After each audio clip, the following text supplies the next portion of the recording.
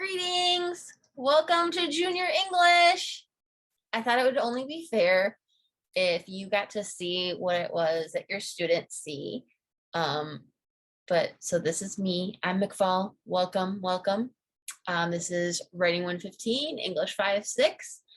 And now you get to see more of me than your students do. Unfortunately, all of us just see eyeballs. But I'm glad that you're here. Thanks for attending. I'm going to go through a few things for you. I'm going to go through the syllabus and mastery-based assessment. I'll go through a little bit of Canvas. I'll go through Writing 115, some key nuts and bolts of class, and then I will hopefully talk a little bit about myself. So thank you to those of you who have gone through the syllabus and signed it and left me notes. I really appreciate that. If you don't know what I'm talking about, hopefully your student will come to school on Friday and I can get them a syllabus that you can then look at and sign. So I just want to say thanks. And if you need a syllabus, just please reach out. So part of the way that we assess in junior English is through mastery-based assessments. So what we do is we practice a task where either we do a mini lecture or a video that is focused on a specific skill that students practice with. And then they have an opportunity to revise, especially if students don't demonstrate proficiency. We don't do partial credit. We really want to make sure that students are meeting proficiency at the junior level. And what's glorious about this is we've distilled down all the things that we're doing, and we really have it at the bare minimum in terms of skills at the junior level. So students might not even need to revise because they're already demonstrating proficiency, which is great. We'll always reassess and give feedback throughout their practicing. And then students gets to use all of their practices on their mastery, on their summative assessment.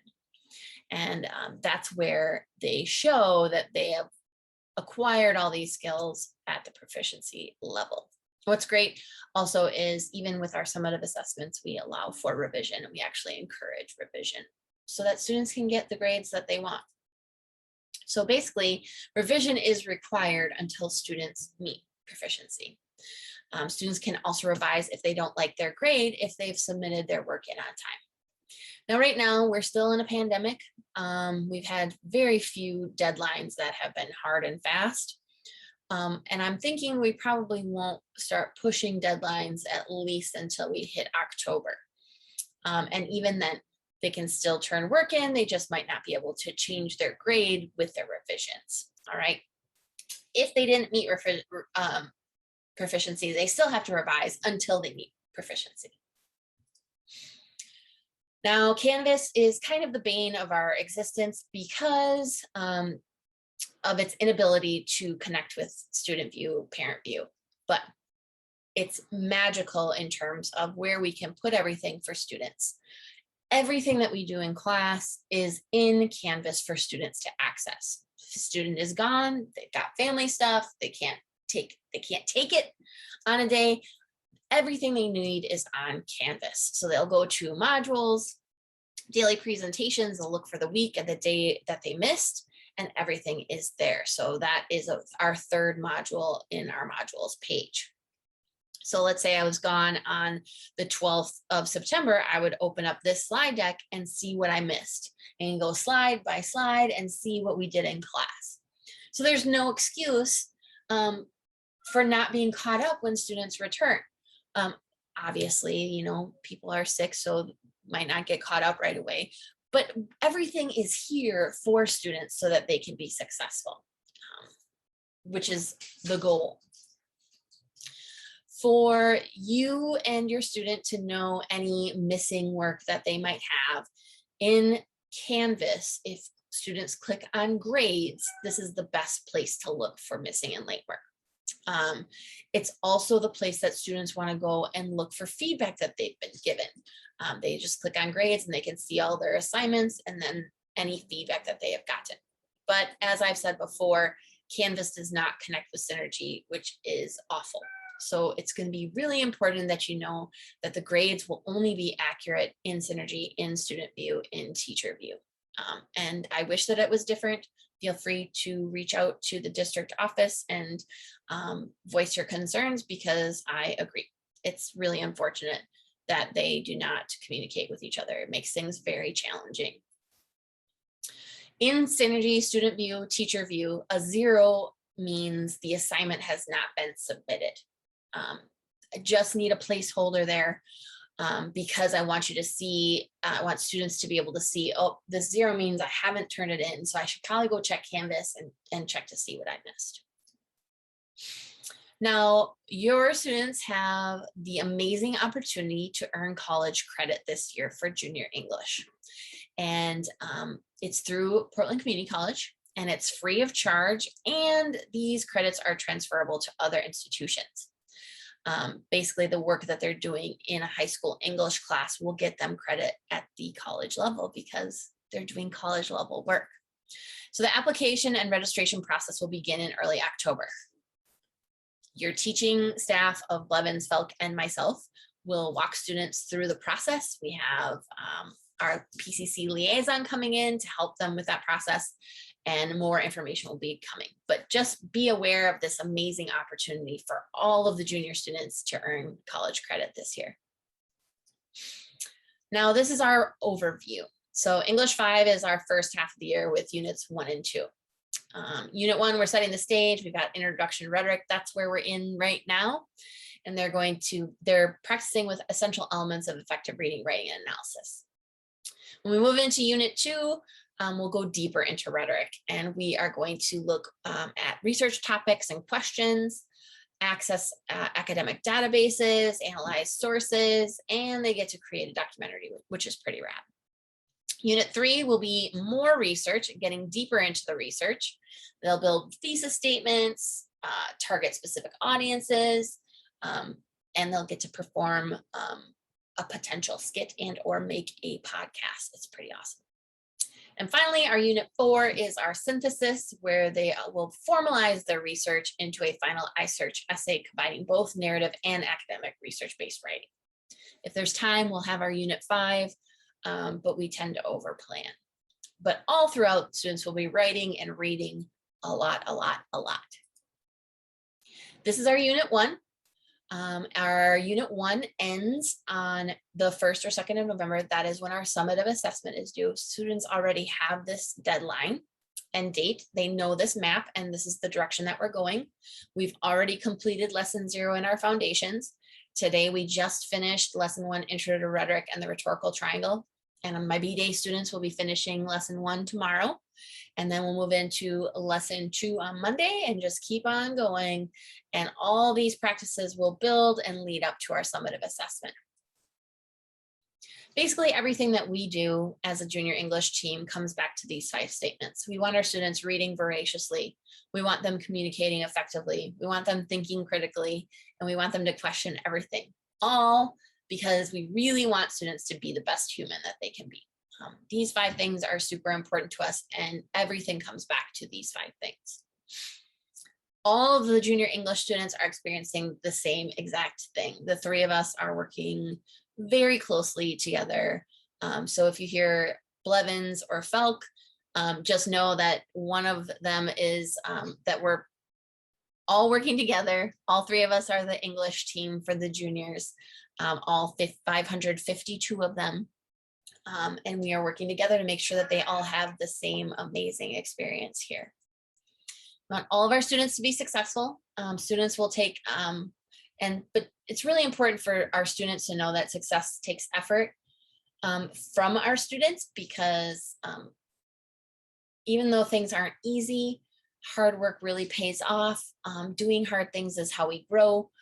But we really ultimately really want our students to be successful, and we'll work hard to make sure that that happens for our students. Our yellow book is our resource, our kind of textbook and notebook for the whole year. We might not get to everything in the book. It's not meant for like a be-all end-all thing. There's a lot of opportunities for questioning and extra outside research. Really an opportunity just to like have one place where students keep everything for their whole junior year. Our independent reading focus is mainly based on these numbers. And we really focus on these pages of reading in their first year of school. This is an older survey. We're aware of that. It's an older study. And they probably will be reading a little bit more. And even if students aren't headed down the college path, just reading employment applications, loan applications, lease agreements, things like that, there's gonna be a lot of reading as they exit grant. So we've taken this number, we've divided it and tried to figure out what would be a good number to get them ready for their senior year and then exiting grant. And that's where our requirements come from. Our goal is to have every junior read 8 books this year for this semester, for second semester. But here's the kicker. Students should be reading fast, easy, fun books that we've talked about, student and myself. I am a voracious reader. I love books. You'll see my classroom library and some images coming up. And I'm really good at pairing students with books and knowing what book is going to be a fast, easy, fun book for them. And yes, great. If students want to read classics, that's awesome. But right now we're just kind of getting back into the swing of things and getting used to, growing our minds. So right now they really should be reading fast, easy, fun books. They should be listening to audiobooks. Please encourage audiobooks using the library. Miss Battle talked to every single one of our classes and book talked 7 books each class. So did a total of 56 different books that all of the juniors were exposed to in some way. And we really, really want our students reading. Ideally, we have 15 minutes that we're working up to in class that they'll read.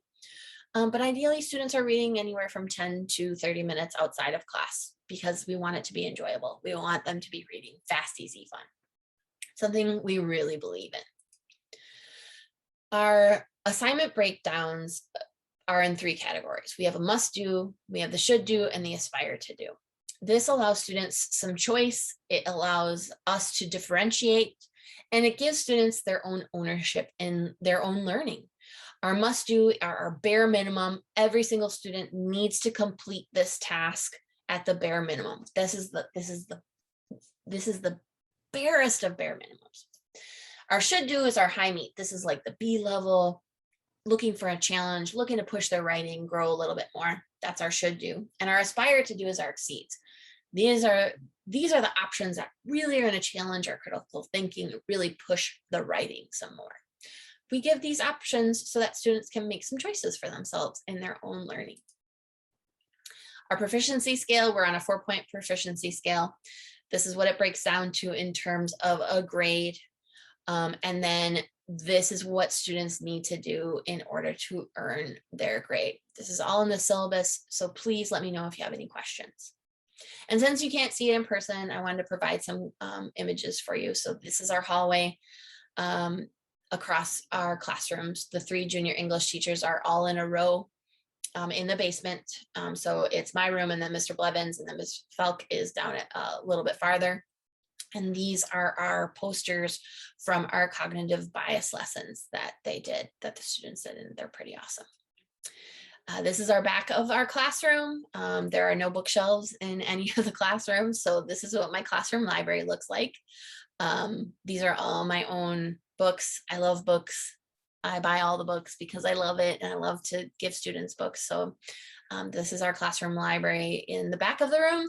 And then I also have additional books at the front of the room. I'm slowly bringing books back from my storage unit so that I can make sure I have a full library to make sure I'm really helping my students out. Students hard at work at annotating. This reminder of if you miss class is always there for students. These are the 2 things that students need to do. They need to let me know. They need to start practicing good communication. They need to go to and check Canvas, go through the daily presentation, do any missing work. Ideally, they should read as well. So in a day in the life of your student, we warm up, we have a fun random question, very low stakes. Students get to talk to each other about their question. We'll go into our lesson, part 1. It's like a mini lesson where they will learn a new skill. It might be a video, it might be not a video. they'll be working with each other. Then we do SSR, where students are provided time in class to make sure that they're getting through the books that they want to get through. And then if there's time and need, then we go into our lesson, our second part of our lesson, or it's time for students to practice, because we want to make sure that we're providing students with time in class to work on what they need to. They have lives outside of school, so I want to try to make sure that they've got enough time in class to work. That's why it's so important that students are in class when they can be. And then this a little bit about me. This is one of my favorite quotes from Bell Hooks: "The classroom remains the most radical space of possibility in the academy."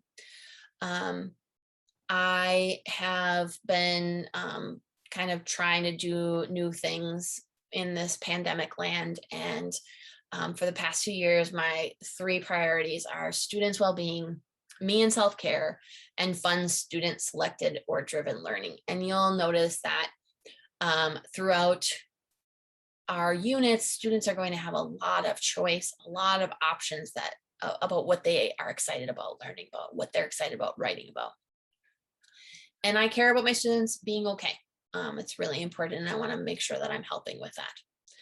I also ask myself some questions, these 3 especially: how will I make it impossible for students to fail? Am I energized about the teaching and learning? And how will my instruction spread and amplify joy? So these are 3 questions that I ask myself as I'm creating things for my students, and something that I'm always thinking about. Just a few things. Junior year is pretty important for students' futures. If your student might think that they need any type of recommendation, it's a good idea for them to start cultivating relationships now with teachers that they might know in the building. It might not be me, and that's totally okay. It's really important for them to start building those relationships. Encourage your student to reach out to any of their teachers, not just me, any of their teachers when they need help. Encourage them to complete their required tasks to the best of their abilities, and really, really, really encourage them to be good communicators. It's going to be really important as they move forward and exit into the real world. For English especially, encourage your student to be reading, encourage them to be talking about their reading, maybe read something alongside them, have them talk to me about their reading. Also, it's really important that students find something that they're passionate about this year. It's a really, it'll make things much easier. I will have to say, the phone use is really out of control. A few of my periods, it's really challenging with the phone use. And so if there's any words of encouragement you can offer your student to maybe like, it's okay to listen to your teacher and not touch your phone for like a half an hour while you're reading. It'd be really great. It's just been because they're used to it. It's just been really hard.